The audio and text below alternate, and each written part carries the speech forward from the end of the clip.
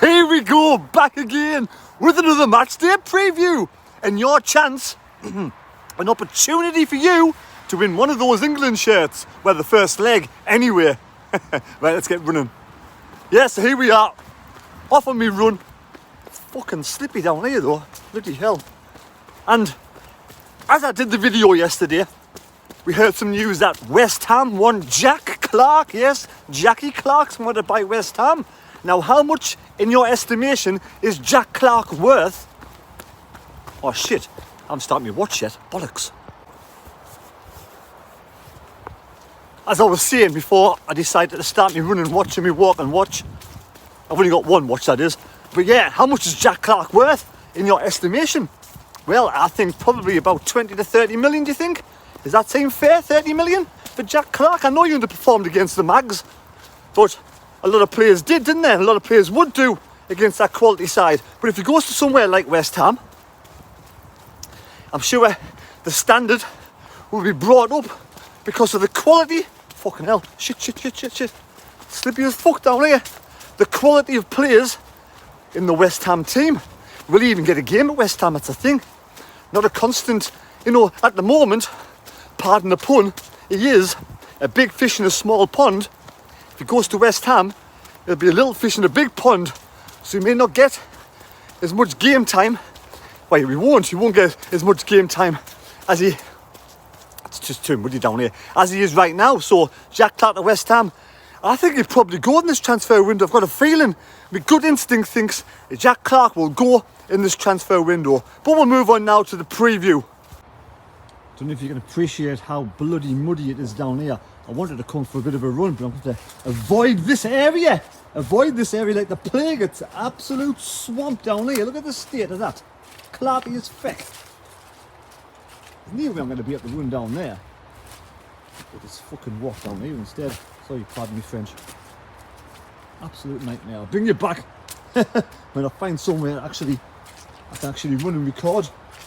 As you can see, I'm down by the river here. A bit of sand down here in a place called Cockenwood. I'm going to take you to a place you've probably never seen before and you won't have been in before. It's an abandoned place. We'll have a look around there while we do the preview. If I don't fall over in all this mudlands. So Sunderland do travel to Ipswich Town on Saturday for the 5:30 kickoff. I can barely stand up here. Yeah, for the 5:30 kickoff for the purposes of Sky Sports as always. The Tractor Boys in fantastic form at this moment in time, in second place. But the form over the last 4 games have dipped. It has dipped. They've only took 2 points in 4 games. Losing to Leeds 4-0. They did draw with Leicester, which is a good result. Last time out, knocking me out of a coupon against 10-men Stoke. Of course, they played the local rivals and they drew 2s apiece, didn't they? 2s apiece. So 2 points in 4 games. That means Southampton now has climbed on the tail of Ipswich, only 3 points behind Ipswich. I think they're only 3 points behind Ipswich. So the Tractor Boys now have really got to get the momentum going again to try and, the 10 points behind Leicester in first place. Leicester are going to be runaway winners this season in the Championship. And Ipswich are in absolutely fantastic form. They've only lost 3 games all season. So yeah, the Tractor Boys were formed back in 1878, 145 years old. Portman Road, is almost as old, formed or built in 1884. The capacity at Portman Road is over 29,000. Now, they have a couple of famous supporters. Ed Sheeran himself is a big fan of the Tractor Boys, and also they've got Alex Griffin, their big YouTuber all the way down there in Ipswich. And like I said, this is a massive test for Mr. Michael Beale. Can he do what only one of the teams done this season and won down at Portman Road? Kieran McKenna is the head coach down at Ipswich, having a fantastic time there. 110 games in charge, 63 victories, 31 draws, 16 defeats, with a 57% win ratio. Absolutely amazing start for his career. Amazing, wonderful job down at Portman Road. Super. I like milk, me. One thing in common with Ipswich Sunderland have, is Eric Gates, yes. Eric Gates, the ex-Ipswich and Sunderland player. Now, he started his career at Ipswich. He was born in Ferry Hill, and I think he's back in the northeast now doing a bit of farming. But his career started in 1973 down at Ipswich, 1973, and 1985 is when he transferred to Sunderland. Yes, the Gatesy, 18 years of age when he started his career down at Ipswich. Remember that era? I can vaguely remember when I started watching football back in the early 70s or just mid 70s, when all them famous players were at Ipswich. We had the likes of, was it Paul Mariner, John Walk, then there was Terry Butcher, Eric Gates, and the late great man himself, may he rest in peace, Sir Bobby Robson. Absolutely fantastic manager. But Eric Gates, he played 295 games for Ipswich and scored 73 goals. That's absolutely amazing.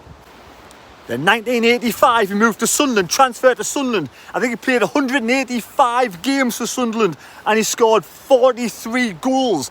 5 years at Sunderland. And his final goal was against the Mags. Yes, in the playoffs, some sort of playoff game it was against the Mags. His final goal for Sunderland. Eric Gates before moving to Carlisle. But like I said, Ipswich were a great team. It's a very historic place as well. A lot of just very old buildings. I think the Vikings, Ipswich was one of the first places the Vikings invaded.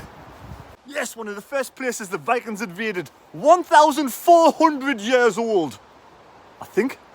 I may be wrong. But yes, I think he scored about 40 plus goals for Sunderland, Eric Gates. He had a brother called Bill Gates. He played for Middlesbrough. It's a famous name, Bill Gates, isn't it? Plenty of gates back there. I bet they opened a couple to get over the fence. Oh. So yes, Ipswich in second place, Southampton in third place, and then 12 points behind is Sunderland in sixth place. We're only 1 point above Hull, who are in seventh, and 3 points above Coventry, who are in eighth. But Coventry have a 2-goal better goal difference than Sunderland. So to go to Ipswich and get a result is going to be really, really difficult. One of the hardest games of the season. I wish we'd get Nathan Broadhead. Nathan Broadhead, yes, played for Sunderland, 20 games, scored 10 goals, and now he's playing for Ipswich, having a fantastic time. Watch out for this car coming down here. Bloody freezing today, it's freezing. I've got 2 hats on today. Terry 2 hats. So Ipswich's home record this season, won 9, drawn 3, lost 1, 30 points, plus 13 goal difference, third best in the league. Now Sunderland's away record is 9th best, 1, 4 drawn, 4 lost 5, plus 2 goal difference, 16 points.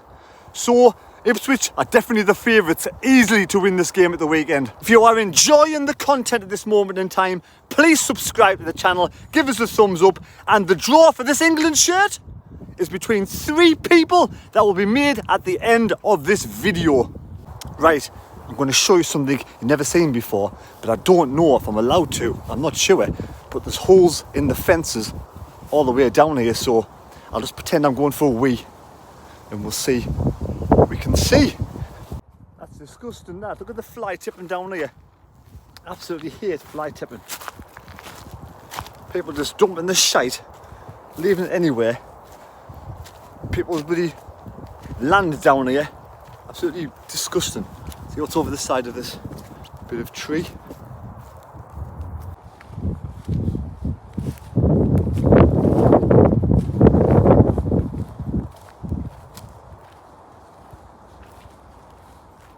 Oh, it is a very old building. It's collapsed, as you can see. Better not go inside there. Too dangerous. Too dangerous. There's lots of them around here. But it's here. The Ministry of Defence used. Yeah, I don't want to advise going into buildings that are falling down. Don't do that. But the Ministry of Defence used to own all these buildings. I don't know who owns the buildings now. You can see just all old tracks and trails. So yeah, it's not exciting, to be fair. I thought it might have been exciting, but there's loads of them. But I'm not going to wander around the fields and farmers' fields and that, staying on the path. And hopefully, well, we'll get back to talking football shite, eh?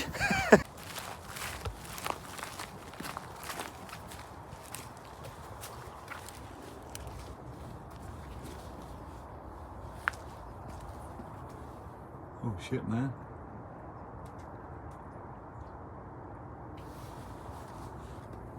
Just all collapsed.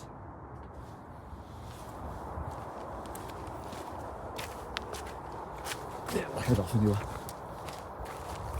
So yeah, Broadhead did score 16 goals in 39 games for Ipswich. 16 goals in 39 games for Ipswich. So I wish we'd, you know, he was injured for Sunderland a couple of times. Good young lad from Everton. And I kind of get the feeling he enjoyed playing for Sunderland and he wanted to come back to Sunderland. But we didn't want to splash the cash. Ipswich have. It's paying dividends. Ipswich, with its rich maritime history, go down and have the weekend and check out some really nice places down there in Ipswich. You know, one of the most historical places in England. It has beautiful, beautiful waterfronts down there. Apparently a beautiful waterfront. There's a turning point. Don't make any sense to me. Along with this beautiful waterfront, it has a picturesque architecture. And some very old buildings to boot. We'll find out what them are when I have a read in my little notepad. Speaking of old places, it has an ancient English Anglo-Saxon town. It is an ancient English Anglo-Saxon town. 1400 years old, of course. You can stop here, look. Caravan park up there. I feel a bit warmed up now. I do feel a bit warmed up now. The Victorian Town Hall was built in 1870 something, and St Mary's Church, is it St Mary's Church? That was built in 1307. So, you know, like I said before, one of the very old places in England you can go and visit. Do I go that way? Or do we cross over the river and run downstream? Yes, it was one of the first places the Vikings invaded and has an ancient house. It's called the Ancient House on Butter Market, built back in the 15th century. We'll go that way.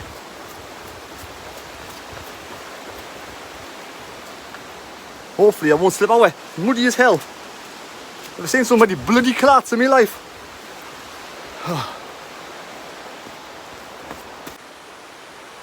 That tree, as you can see, is fallen from here somewhere. Up there, look. Up yonder.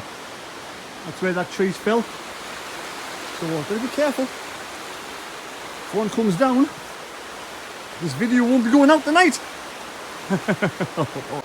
I see Alan Shearer's been taking the piss out of Sunderland today as well. Apparently on YouTube, looking at the carry-on with KLD and all that malarkey. It's just an embarrassment what they did last week. Let's hope we can get over it. Let's hope. Like, again, a lot of yous out there, it's 50-50, I think. You know, I should do a poll, shouldn't I? I'll do a poll on my channel. KLD in, KLD out. But I think it's 50-50 at the moment. A lot of people want KLD, you know, to try and sort of bounce back because they think it's a 2 or 3 year plan. Because that gap, there is one hell of a gap between the Premier League and the Championship. Is there any way they could possibly help the Championship sides bridge that gap? I know they do it with parachute payments now and it's the richest game in the world, the playoffs in the Championship, but still it's one hell of a gap. Nottingham Forest seem to be the most recent team to be able to bridge that gap. Nottingham Forest, you've got to spend all that money you make in the playoffs. You know, you've got to be able to just go out there and just spend the 100 million and more. Make it fall down there. What's under there? Oh, I tell you what. How far have I done now? Well, 2.25 miles so far, so not bad. We'll keep going for another 4. I mean, for 4, not another 4. But what else can they do to help the young, help these teams? I mean, look at Luton, Sheffield United, Burnley, struggling like fuck to stay in the Premier League this season. Really difficult. So I'm like, I don't know what they can do to help these teams to sort of be more of a level playing field. Down there. And what's over here? Little bridge. Oh. Beware of strong currents and sultanas and the deep water. And dun dun dun. What does that say? Oh my god. There's some pigs. You greedy pig. Is there any pigs there? I can't see any pigs. Maybe there used to be pigs. Not anymore. Right, so what about all this malarkey to do with women commentators, women pundits? I don't mind the women commentators. It depends, same as men. It depends on the personality of the person and whether they like that person or not. And let's try and get on here or breaking me bloody neck. Shit, this is going to be one hell of a drop down. Oh, fuck. But yeah, I mean, there's been a lot of carry on with Joey Barton on Twitter and other things, but personally, it's each individual's preference. I don't like listening or watching commentators give their opinions on the football matches in Sky Sports, on Sky Sports, ever since Jeffrey Stelling's left. So since Jeff Stelling's left, what's that? What was a pound coin? Since Jeff Stelling's left Sky Sports News, I don't watch it anymore. I find it boring. You know, he was the man that made Sky Sports News. Funny as fuck, Jeffrey Stelling from Hartlepool. You know, so it's not the same. It's not the same since he's left. So I don't particularly have an opinion on the whole. I mean, I get where people are coming from. They like to see somebody who's done the sport at that level. I understand that. But each to their own personal preference. I'm not really bothered either way because I don't really watch it. I don't really watch any football programmes, to be fair. I just tend to watch matches itself. The matches at half-time, I'll switch it off, go for a drink, go for a, go to the toilet or whatever it is. So, where have I gone now? I'm not really particularly fussed. You let me know your comments down below, but keep it, keep it decent, because at the end of the day, we all individual people. We all enjoy different things, and to be fair, get up here. I couldn't give a fuck, to be honest. But there we go. I thought I'd mention it. There's a lot of stuff out there over the last couple of days to do with all that malarkey. Trudging through the woods today, it's the mad mistake. A daft lad. It's the daft lad. Daft lad's out and about again. Right. I could probably get up there, but I'm not sure whether that'll be any good. Well, we'll head off back down here. Oh yes, competition time. Competition time. So, if you want a chance to win one of those England shirts over the next 3 games, the next 3 Sunderland games, on every preview, leave your score prediction. So if you've got the greatest sports noggin, if you think you're as clever or as funny as Jeffrey Stelling, which I've got nothing to do with score predictions, but he's just a good bloke, let me know your score prediction for the Ipswich game and a goal scorer. It has to be the correct goal scorer. Any goal scorer, one name for Ipswich or Sunderland, doesn't matter. For example, you'd say Sunderland 3, Ipswich 1, Broadhead scores a goal. If that's the result, Bob's your uncle. Leave it in the comments down below. All you got to be is a subscriber. It's free then there. Simple as. I'm enjoying everybody else. I'm pleased. Thank you everybody who subscribed to over the last couple of days. You've been absolute legends, absolute stars. And Ipswich fans, let me know, will you make it in the top 2 this season? Or is Southampton? We smashed Southampton. They were absolutely shite when we played them. Or were we really good? Why do you never see your pregnant Barbie?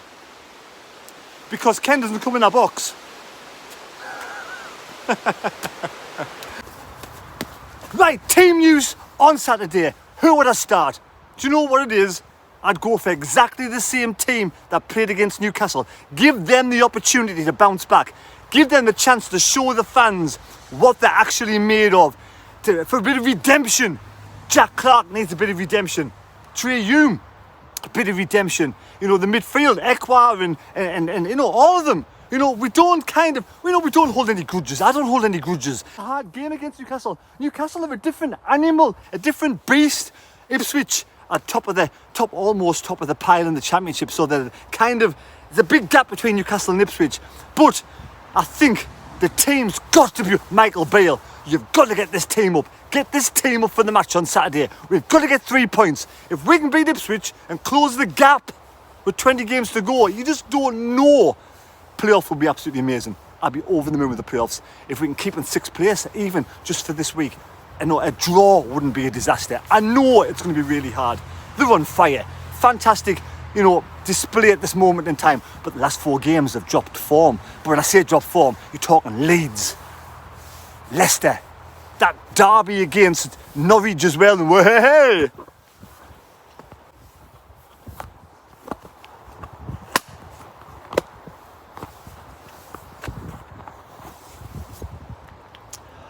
It's only the bloody Stoke game I'm annoyed with. I would have getting 80 quid if they beat bloody Stoke. 10 men, I have you 10 men. Ipswich fans, how did you not beat Stoke? Then of course there's Tony Mowbray going to Birmingham. Good luck, Tony Mowbray. I hope Tony Mowbray has a good stint at Birmingham. I hope the only game he doesn't win is when he plays Sunderland. That'll be a good game. You get a good round of applause. Tony Mowbray will get a good round of applause when, you know, we go down there to St Andrews and play Birmingham. So, of the Sunderland fans, we didn't want Tony to go. For me, he's a better coach than Michael Beale. The jury's out on Michael Beale. Hopefully, he'll come good. Getting back from my run, that was an absolute mud bath. And yeah, this is the shirt now that somebody's going to win. I'm going to pick it out of the hat. And those 2 shirts behind us, the black one, the blue one of those, you could win over the next 3 games. And there's a mini table. If you get the correct score and the correct goal scorer, a correct goal scorer, your name will go into the hat. We just did that for the last 5 games. And there was only 3 people in the hat. And this is who's going to win the shirt. And let me know in the comments down below. We'll get in touch via email and I'll post it off to you. So there's this England shirt here. Good luck, whoever this is. I have no idea. It is the Bristolian Mackem. Bristolian Mackem, I take you from Bristol. The Bristolian, I can't even pronounce it, Mackem. And for the other 2 people in the hat, just to prove that they were in, whoever they were, I forget now, this is the other one. This one was